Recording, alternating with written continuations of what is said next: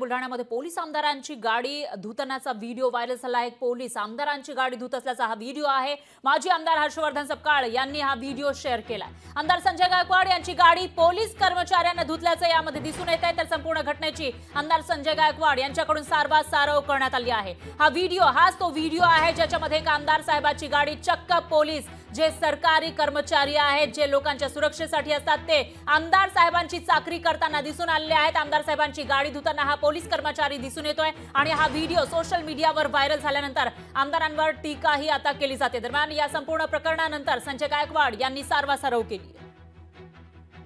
तो रात्री शेगाववरून उशीर आला होता कारण त्याची तिकडे काही तारीख होती आणि मग त्यांनी धाड नाक्यावर कुठेतरी काहीतरी कचरबचर नाश्ता केला। मी त्याला म्हणलो पण असं काही खात नाही झालं आणि पुढे आम्ही 1 किलोमीटर पुढे येत नाही तर त्याने गाडीमध्ये ओमेंटल केली।